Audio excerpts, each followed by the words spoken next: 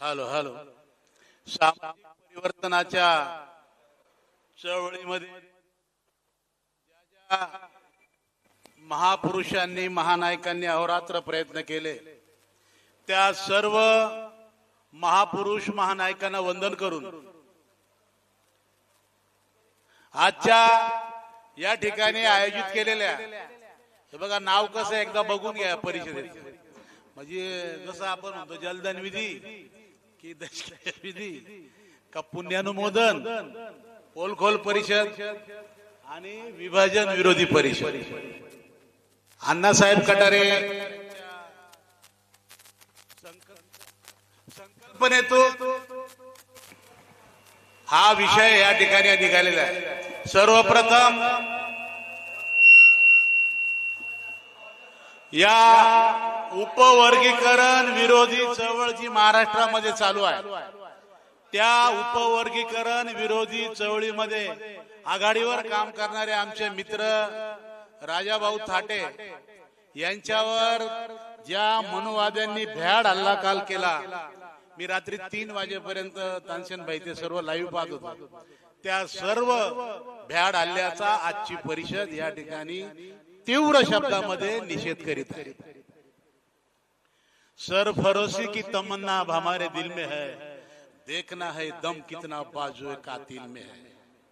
राजा भाऊ तुम्ही एकटे नाही आहेत, तुम्ही काय तुमच्या घर संसारासाठी लढाई लढत नाहीयेत, म्हणून मी मगाशी राजा भाऊ आल्या त्यांना म्हटलं की आपण या सर्व चळवळीमध्ये आघाडीवर लढत आहात, आपण विरोधकांच्या हिट लिस्टवर आहात, त्यामुळं आपण कोणताही धोका पत्करू नका, कुठेही एकटे जाऊ नका, आपल्याला कोणी बोलवलं त्याची शाश्वती त्याचं सर्व करून बघा। तो माणूस भोळ्यापणामध्ये गेला, ठीक आहे, त्यांच्या बरोबर 2-3 लोक होते असं त्यांचं म्हणणं आहे, परंतु 20 ते 25 टपोरी लोकांनी, मी त्यांचं ते बघितलं, त्याच्यातल्या एकालाही मला वाटतं उपवर्गीकरण नाबाकडे काही समजत नसेल, या असा काही टपुरींचा एक समूह असतो। राजाभाऊ त्या मानानं आमच्या नाशिकचं कौतुक करावं लागेल, मी नाशिकचा आहे म्हणून मी काही ते बोलत नाहीये, परंतु आज महाराष्ट्रामध्ये उपवर्गीकरण विरोधी आणि समर्थनार्थ ही जी काही चळवळ उभी राहिलेली आहे, नाशिकमध्ये अनेक संघटना पक्ष अनेक समित्या राहू द्या, वेगवेगळ्या समित्या असतील पण त्यांचा उद्देश एकच आहे, या काम करीत असताना कोणीही खालच्या पातळीवर आपला कार्यकर्ता किंवा इतर जो काही समाज आहे, मी त्या समाजाचं नाव नाही घेत, त्या समाजाचे कार्यकर्ते राजा भाऊ इथं अजून कोणी सोडले, परंतु जे लोक लिडरशिप करतायत या चळवळीत त्याच्यातलेच काही आपले लोक जे पातळी सोडायला लागले। मला सांगायचं यासाठी आहे की अण्णासाहेब कटारेंनी त्यांच्या प्रास्ताविकामध्ये जी काही आजच्या परिषदेची संकल्पना या ठिकाणी मांडली की हे जे काही समर्थनार्थ आणि विरोधामध्ये जी काही चळवळ चाललेली आहे यासाठी आपण आपली भूमिका ही काय घेतली पाहिजे, कारण बऱ्याच ठिकाणी ही चळवळ चुकीच्या लोकांच्या हातात गेलेली आहे। माझा ठाम आरोप आहे की ही चळवळ काही ठिकाणी चुकीच्या लोकांच्या हे आंदोलन हातात गेलेलं आहे, आणि जर चुकीच्या लोकांच्या हातात जर हे आंदोलन जाणार असेल तरी चळवळ भरकटल्याशिवाय राहणार नाही। यासाठी तानसेनभाई आपल्या सारख्या सिनियर मोठं दिवाकरजी शेजवळ आपल्या सारख्या अनुभव आणि सिनियर लोकांनी याच्यात लक्ष घालून आज राजारामजी पाटील आपल्या चालले आहेत।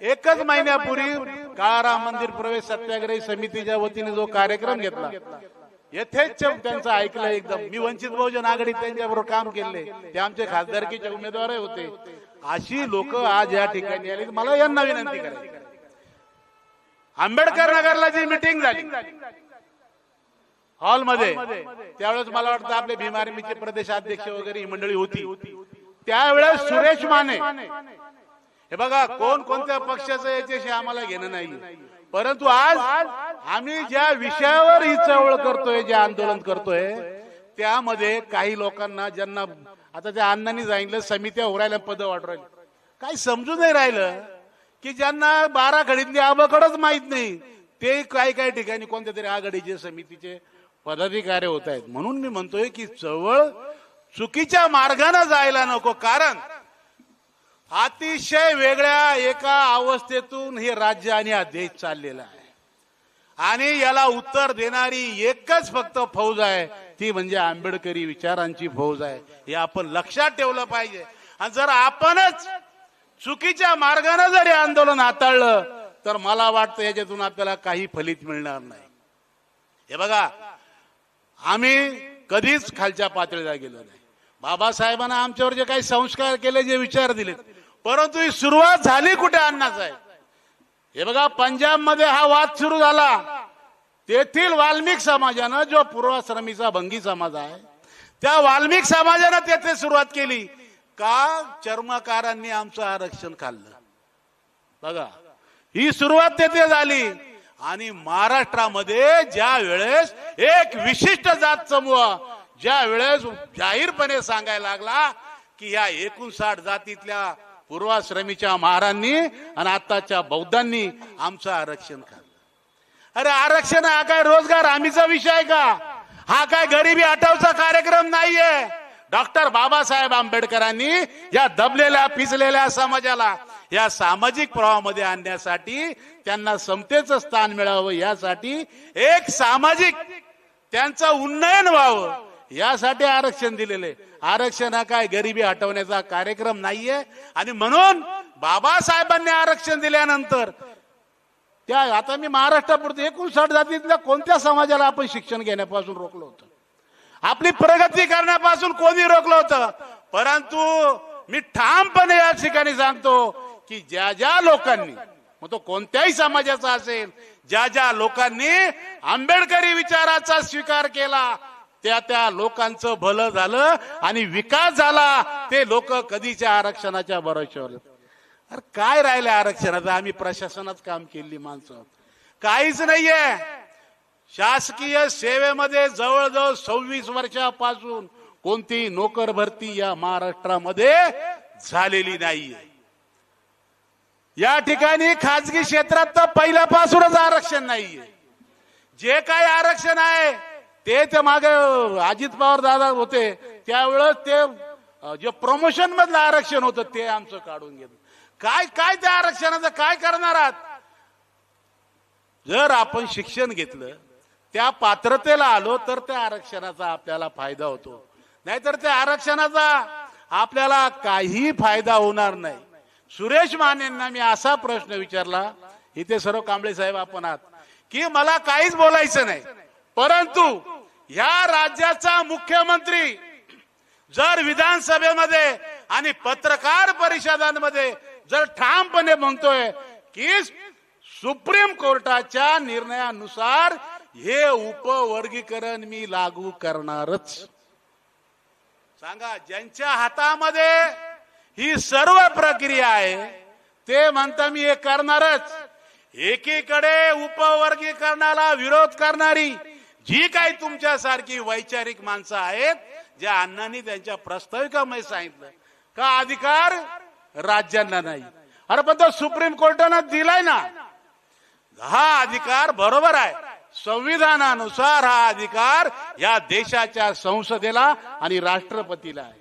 पण तरी सुद्धा सुप्रीम कोर्टाचे जे काही ते 7 किंवा 5 न्यायाधीशाचं जे बेंच होतं, अहो त्या बेंच मध्ये या रिपब्लिकन चळवळीच्या नेत्याचा मुलगा त्या ठिकाणी बसलेला होता. त्यांनी सुद्धा या उपवर्गीकरणाचं समर्थन, अरे समर्थन जाऊ द्या, त्यांनी क्रिमिनल लागू करा असं सांगितलं. काय करणार आहोत आपण? आपण म्हणतो आरक्षणाने तुम्ही त्या जा भिंतीवर लिहून ठेवा, आपण सत्ताधारी झालं पाहिजे. सत्ताधारी म्हणजे प्रशासकीय सेवेत मोठ्या जागा घ्याल. अरे, मोठ्या जागी गेलेले लोक जर असं करीत असतील तर ही चळवळ मला वाटतं अतिशय धोक्यात आलेली आहे. एवढं आपण लक्षात ठेवलं पाहिजे. म्हणून मी माने साहेबांना बोललो की आपण कायद्याच्या अभ्यासक आहात, तुमच्या पक्षाची काय विचारधारा असेल, पण आपण कायद्याच्या अभ्यासक आहात. जर सुप्रीम कोर्टाच्या 5 न्यायाधीशाच्या बेंचनं हे उपवर्गीकरण लागू करण्याचा जर आदेश दिला असेल तर हा आदेश आपल्याला रद्द करण्यासाठी त्या 5 पेक्षा जास्त न्यायाधीशाचं जर बेंच असेल तर त्या बेंच पुढे जाऊन आपल्याला ते रिपिटिशन टाकता येईल का, हा विषय मी त्या ठिकाणी उपस्थित केला. माने साहेबांनी त्यांच्या भाषणात सांगितलं की जेवढ्या पिटिशन याच्या विरोधात आलेल्या होत्या तेवढ्याही ह्या सुप्रीम कोर्टानं फेटाळून लावल्या. म्हणजे तुमचा तोय मार्ग बंद झालेला आहे. आपण आज यासाठी जमलेलो आहोत की जर हे बघा या परिषदा, मोर्चे, आंदोलन हे जनजागृतीसाठी, कार्यकर्त्यांसाठी आपली एक ताकद त्या सत्ताधाऱ्यांना दिसावी या इथपर्यंत ठीक आहे. परंतु कायदेशीर समोरचा मुख्यमंत्री कायदेशीर भाषा करीत असेल तर आपण कोणत्या कायद्यानं त्यांना उत्तर दिलं पाहिजे हे आज या ठिकाणी ठरलं पाहिजे. महाराष्ट्रात अनेक परिषदा होत आहेत. माझं म्हणणं असं आहे, मागे मराठा ओबीसीचा आरक्षणाचा वाद चालू होता. हेच मुख्यमंत्री होते, यांनी मराठा आरक्षणाला मंजुरी दिली आणि यांनीच यांचे काही पित्ते ज्याला आपण त्यांचे शागिर्द म्हणतो या शागिर्दांना रीट पिटिशन करण्यासाठी हायकोर्टात पाठवलं आणि त्याच्यातले कमकुवत दुवे हे त्यांना दिले आणि हायकोर्टात पाठवून त्याच्यावर स्टे आणलं. मला असं वाटतंय की बरेच लोक म्हणतात 1 ऑगस्टला जाहीर होईल, काही लोक म्हणतात आता ते लागू होईल ना, लागू होईल. पण त्याच्या दुसऱ्या दिवशी देवेंद्र फडणवीसांच्या आजूबाजूला सदावर्ती सारखी जी माणसं आहेत यांच्या सारखी माणसांचे रीट पिटिशन तयार राहतील आणि ते कोर्टात जातील आणि त्याला मुद्दे ते मुख्यमंत्रीच देतील आणि उद्या ते म्हणतील बाबा मी दिलं होतं आता मी काय करू. ते टिकलं नाही. म्हणून या सगळ्या गोष्टींचा अभ्यास आपण या ठिकाणी आजच्या परिषदेमध्ये करायला पाहिजे. अण्णांनी जे सांगितलं आपल्याला कोणाला कोणत्याही विशिष्ट समाजाला टार्गेट करायचं नाही. आपण बाबासाहेबांच्या विचाराची माणसं आहोत, त्यामुळं आपल्याला ही वज्रमूठ तोडायची नाहीये. एकीकडे जर आपण म्हणतो की या जातीवादी मनुवाद्यांनी जर या 59 जातीमध्ये तफावत निर्माण करण्याचा, त्यांच्यात बेकी करण्याचा प्रयत्न चालला आहे तर बाबासाहेबांचे आम्ही माणसं आहोत. ज्या बाबासाहेबांनी 59 जाती एकत्र ठेवला तीच भूमिका आपल्याला आजच्या या परिषदेमध्ये घ्यावी ही मी विनंती या ठिकाणी आपल्या सर्वांना करतो व माझ्या शब्दांना विराम देतो. जय भीम, जय संविधान.